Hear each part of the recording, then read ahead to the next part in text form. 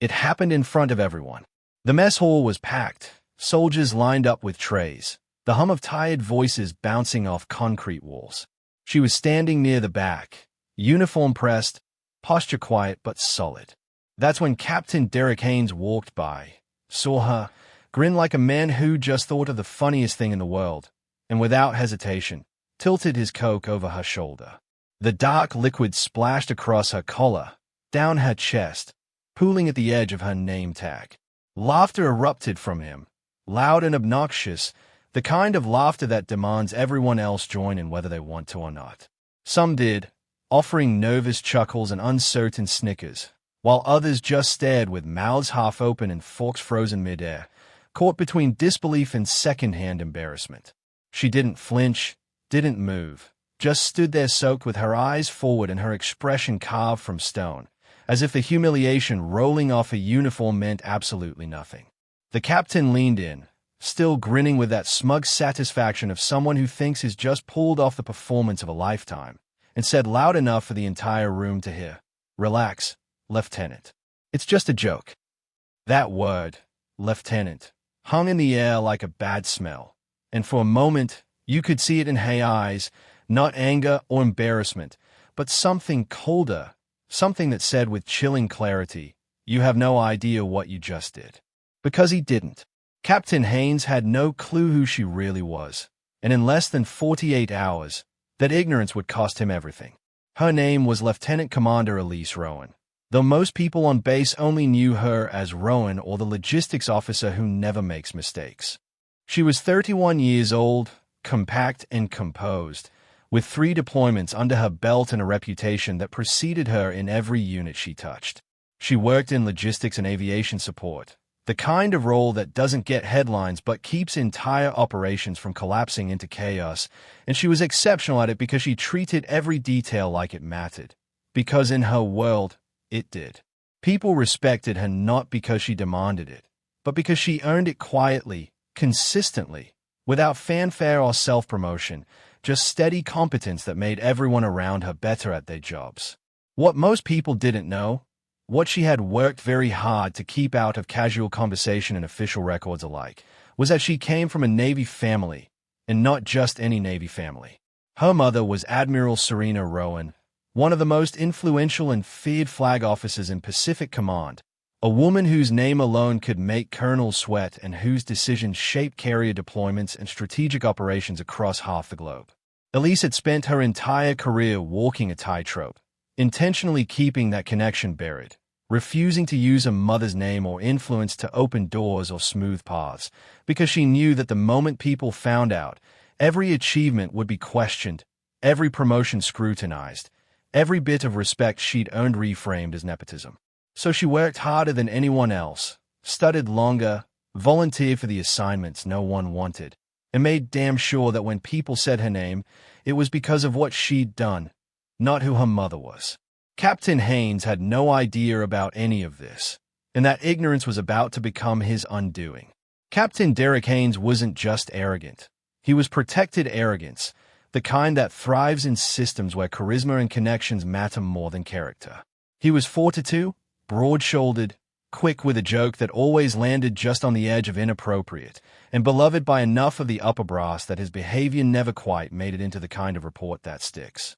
He had a pattern, one that anyone who worked under him recognized within weeks, a tendency to belittle junior officers and enlisted personnel with what he called humor, but what everyone else understood as cruelty dressed up in a smile. He'd mock people's accents, their hometowns, their job specialties, always with that same grin, always with just enough plausible deniability that when someone finally worked up the nerve to complain, it got filed away as misunderstanding or thin skin or not worth escalating. There had been informal complaints before, whispers in HR offices and frustrated emails sent to supervisors who nodded sympathetically and did nothing, because Haynes had friends in the right places and a service record that looked clean enough on paper to make him untouchable. When he first encountered Elise, he saw what he always saw in logistics officers, someone he could dismiss as irrelevant, a paper pusher who existed to make his life slightly more convenient and nothing more. He mocked her work openly, calling her department glorified secretaries, rolling his eyes during briefings when she raised concerns about supply chain delays or maintenance timelines, as if her expertise was some kind of bureaucratic inconvenience he had to endure rather than the backbone holding his entire operation together. The Coke incident wasn't spontaneous. It was the escalation of weeks of dismissive comments and sneering glances, and it happened during a routine maintenance inspection when he saw her standing alone, uniform perfect, clipboard in hand, doing her job with the same quiet precision she always did. He saw an opportunity for a laugh, for a story he could tell later at the officers' club, and so he walked over, Coke in hand, and poured it over her shoulder like she was nothing. Like humiliating her in front of dozens of soldiers was just another Tuesday for a man who'd never faced a real consequence in his life. Elise didn't yell, didn't curse, didn't storm into anyone's office demanding justice or threaten to blow the whole thing wide open, because she understood something most people learn too late in life, that rage burns hot and fast and leaves nothing behind but ashes and regret. Instead, she walked back to her quarters, changed her uniform, and sat down at her desk with the same methodical calm she brought to every logistical briefing and supply audit she'd ever conducted. She opened her laptop and began typing an incident report, clean and emotionless, every sentence precise, every detail documented with timestamps, witness names, and a description so clinical it could have been written by a machine, because she knew that the moment emotion entered the narrative, someone would use it against her, call her hysterical or vindictive or unable to take a joke. Her immediate commander, a major who'd worked with her long enough to know she didn't file reports for fun, took it seriously, nodding as he read through the account, his jaw tightening with every paragraph. But when he forwarded it up the chain, it hit a wall in the form of Captain Haynes' commanding officer, a colonel who'd known Haynes for years and had no interest in letting a minor incident blow up into something that reflected poorly on the unit.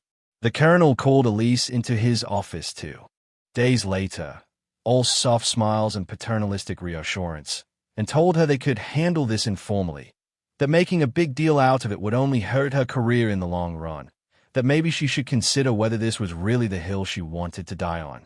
She sat across from him, hands folded in her lap, and said nothing, just listened as he explained how the system worked, how these things were better resolved quietly, how everyone would benefit from letting it go.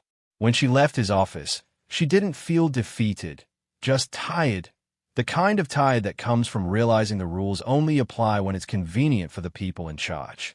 That night, sitting alone in her small quarters with the fluorescent light buzzing overhead, she remembered something her mother had told her years ago when she'd first enlisted, a piece of advice delivered with the weight of someone who'd fought these battles before and knew exactly how they played out. Never let them drag you down to their level. Let professionalism do the work. Elise had chosen discipline over anger, documentation over confrontation, and for now, the system had failed her anyway.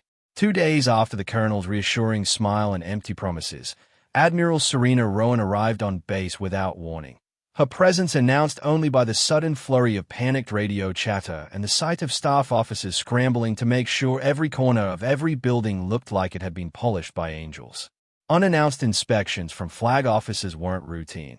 They were earthquakes, the kind of event that made commanders lose sleep and junior officers triple-check every piece of paperwork they'd filed in the last 6 months, because admirals didn't show up just to say hello.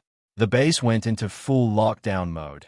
Everyone walking a little straighter, talking a little quieter, and Captain Haynes was no exception, except instead of panic, he felt excitement, the kind of opportunity-driven energy that came from knowing a high-ranking officer was about to see him in action.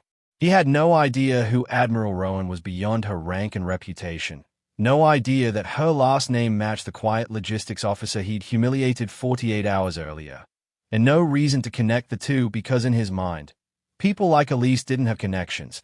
They just existed in the background doing work he didn't care about.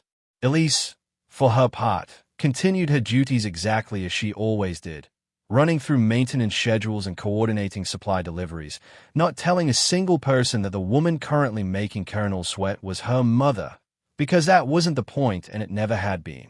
The Admiral's inspection began with a walkthrough of the airfield, followed by briefings on readiness, personnel, and operational capacity.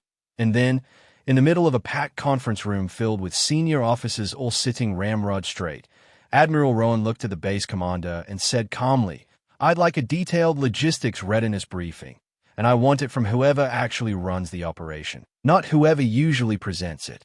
There was a pause, the kind where everyone in the room suddenly realizes they don't know the answer to a question they should have seen coming. And then someone said Elise's name.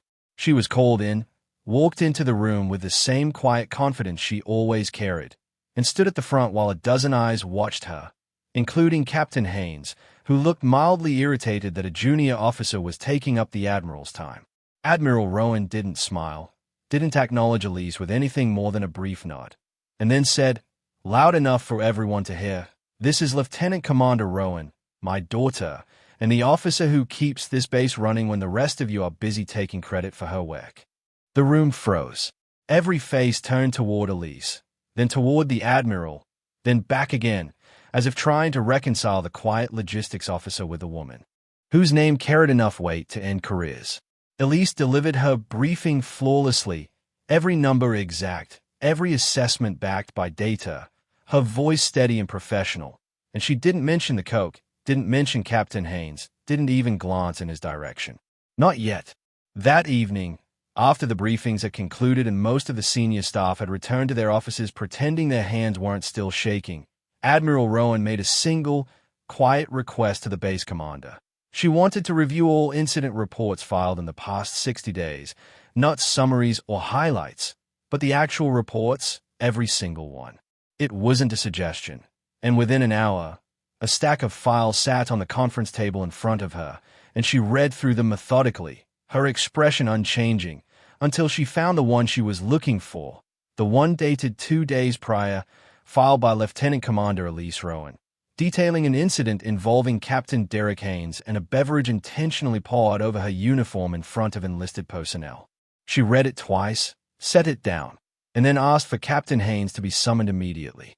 He walked into the room still riding the high of having met a flag officer, still convinced this was going to be some kind of commendation or at worst a routine check-in, and he was smiling, actually smiling, when he stepped through the door and saw Admiral Rowan sitting alone at the head of the table. She gestured to the chair across from her and said evenly, "Sit down. Captain, I'd like you to walk me through the events that took place in the maintenance bay 2 days ago." His smile faltered for just a second, confusion flickering across his face before he recovered and launched into the story he'd already told himself a dozen times, how it was a misunderstanding, how he was just trying to lighten the mood during a stressful inspection, how the lieutenant commander had taken it the wrong way and he'd apologized privately, which was a lie, but he sold it with the same confidence he'd used to sell every other half-truth in his career. Admiral Rowan let him finish, didn't interrupt, didn't react, just sat there with her hands folded on the table. And when he finally stopped talking, she looked him directly in the eyes and said, in a voice so calm it could have been discussing weather patterns, "You poured a soda on my daughter." The color drained from his face so fast it looked like someone had pulled a plug, his mouth opening and closing without sound, his brain scrambling to recalculate everything he'd just said and realizing with sickening clarity that none of it mattered anymore. She continued, still calm, still surgical, laying out the charges with the precision of someone who'd done this before and knew exactly how much rope to give before pulling it tight. Abuse of authority, conduct unbecoming an officer, a documented pattern of prior complaints that had been conveniently ignored, and a formal inquiry that would begin immediately and would not be going away. Captain Haynes was removed from his duties that night, placed under administrative review, and escorted off the base by military police while his former subordinates watched in stunned silence. His commanding officer, the colonel who'd tried to bury Elise's report with soft smiles and career advice, was formally reprimanded and quietly informed that his own promotion timeline had just been indefinitely delayed. Captain Derek Haynes' career didn't end dramatically. It just quietly collapsed in on itself like a building with all its supports removed, replaced by a formal letter of reprimand that would follow him for the rest of his service. A career freeze that meant every door he'd once walked through with ease was now permanently closed, and a reassignment to a desk job so far removed from operational command that he might as well have been invisible. Admiral Rowan never gloated, never made a public statement, never turned the incident into a spectacle. because that wasn't the point and never had been. This was about restoring order and dignity to a system that had momentarily failed. And once that was done, she moved on. Elise returned to her duties the next morning. Same quiet professionalism, same precise attention to detail. And if anyone expected her to carry herself differently now that everyone knew who her mother was, they were disappointed, because she didn't. What did change was the way people looked at her, not with pity or curiosity, but with a kind of respect that had nothing to do with her last name and everything to do with how she'd handled herself from beginning to end. Never raising her voice, never weaponizing her connection, just documenting the truth and trusting that eventually, the system would do what it was supposed to do. The story spread across the fleet within weeks, passed along in mess halls and ready rooms, told and retold until it became something close to legend, a cautionary tale that reminded everyone listening that rank means nothing without character, that disrespecting the uniform always carries a cost, and that the quietest person in the room might just be the one you underestimate at your own peril. So wherever you're watching this from, drop a comment and let me know, because stories like this don't just entertain, they remind us why respect, discipline, and integrity matter, especially when no one's watching.